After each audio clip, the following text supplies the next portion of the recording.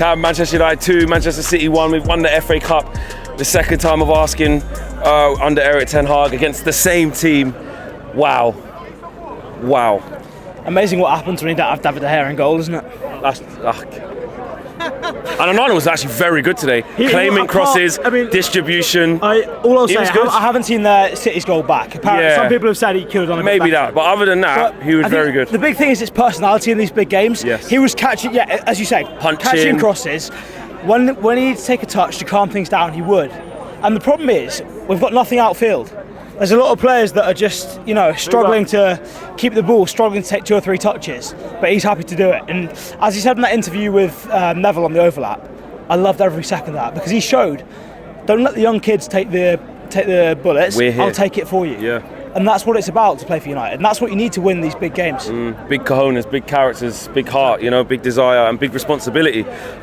You've been big on, the structure of the team, the fitness or lack of the team.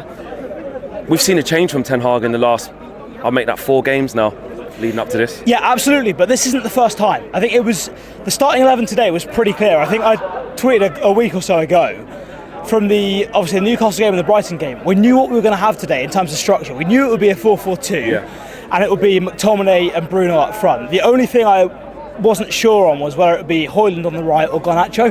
Obviously Garnacho did brilliantly, but the rest of it was pretty clear, and that's the thing I like about Ten Hag, in that when he's got a big game coming up, you can see elements that he's trying, elements that he's getting ready. It doesn't always work. Look, you can train all week and the other team go and do something different. One mistake, the game plan goes out the window.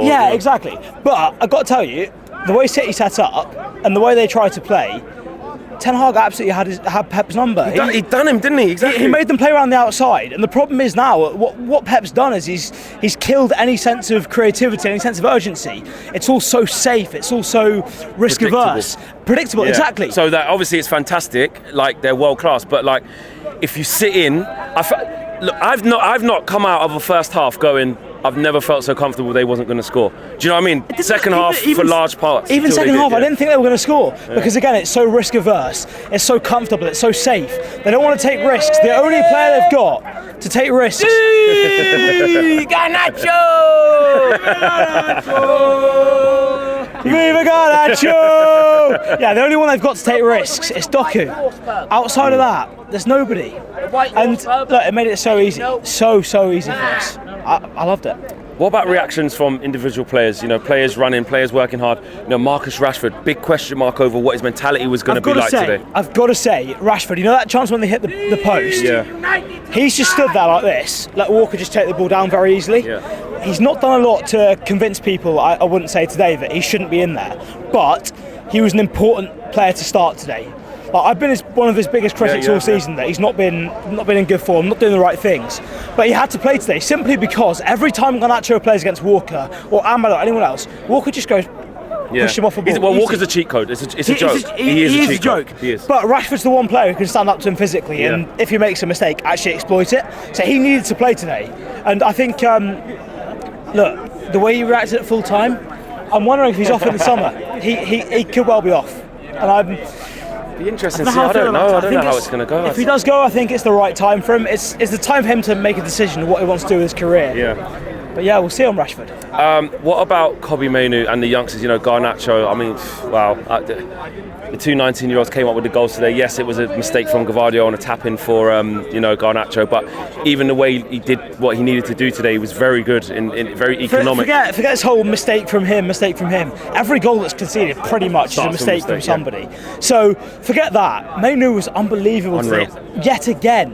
And look, Phil Foden, I think, came out and said, I don't know if it was a fake quote. If it is, let me know in the comments down below. Let's just pretend it's not. But yeah, he came out before the thing and said, I'd like to decide the game against Man United. Oh, before he said it? I'd like to decide the game. Kobbie Mainoo is a million times better than Phil Foden. Look, Phil Foden. Phil Foden, particularly for England, you play him on the wing, you're going to get nothing from him. He's good in pockets, I'll give him that. but that's about it. Mainu is such a complete player, so good at everything. His yellow card was bullshit. Oh, the ref tried. He tried his hardest to do us over. Yeah, he big really time. did. And he had Michael Oliver on VAR as well. Oh, He's taking shock. big payments from City, allegedly. Yeah, allegedly. We're going to protect ourselves here. What does this mean for us going forward? I've spoke to some people. The fans are up inside. When Eric came on a big screen, loads of loud cheers. The match going support has never stopped for Eric Ten Hag. I know you always said give him another year. Does this cement why, or if you're Ineos, what do you think they're thinking now? 100% give Eric Ten Hag another year, and the reason being, he's shown many times for any one-off game, any individual games, he can get the game plans absolutely spot on. The problem is, and I think everybody watching this will agree, is that our squad is nowhere near good enough to challenge for the title. And the difficulty is that every manager seems to have is that challenging for top 4 is one thing, because you can afford to drop quite a lot of points. Challenging for the title, you have to win pretty much every single week. Yeah. That's the standards now. Yeah.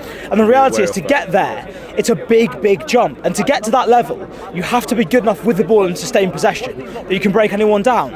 And the problem is, going from where we are now to that level is a big jump. That's what Ten Hag tries to do from last season to this season. But the difficulty is the players just aren't good enough. I distinctly remember, and I've said this so many times on here, and you're probably sick of me saying it in these fan cams, but in one of the games against City, we actually got over the halfway line, which at that point was an achievement, kept the ball for 20-30 seconds and gave it away with a shit unforced error.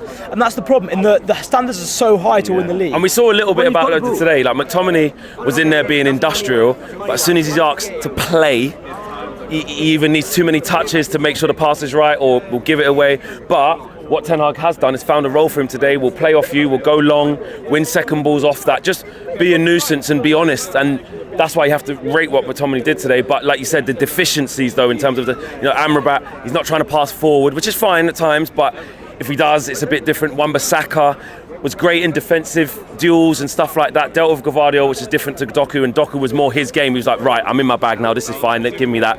But you're asking him to play. Giving the ball away at times, He's just clearing the ball up the pitch. Yeah, you can see lack of technicality. The problem is there's players in this team that can keep the ball, that can play. There's technically good players, there's physically good players, a few on each side. There's very few that are both, and there's very few as well that have the mentality as well. So there's not enough players really that are of that absolute top level that you need to go and then win the title. And that's the difficulty that we've got. Man of the match to finish off? That's tough. Varane was unreal. Martinez was unreal. He makes a huge difference. Varane. I thought Dalot was very good. I thought excellent. I'm basically going to go through every player at this point. But look, I think I'd actually give my man of the match to Eric Ten Hag, because he's had a lot of criticism, but he's got this game plan right. He's been preparing it for a couple of games.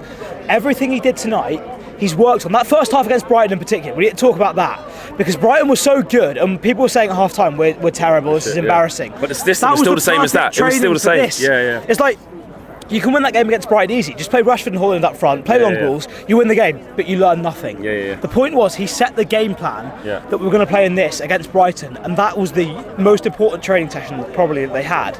And that's what's got this right. So I give the man of the match to Eric Ten Hag for getting that right. And I think for the players for executing the instructions down to a T. Bruno in particular was fantastic. McTominay was brilliant. And of course, Mainu and Garnacho put the ball in the back of the net. Eric Ten Hag, man of the match. It's got to stay.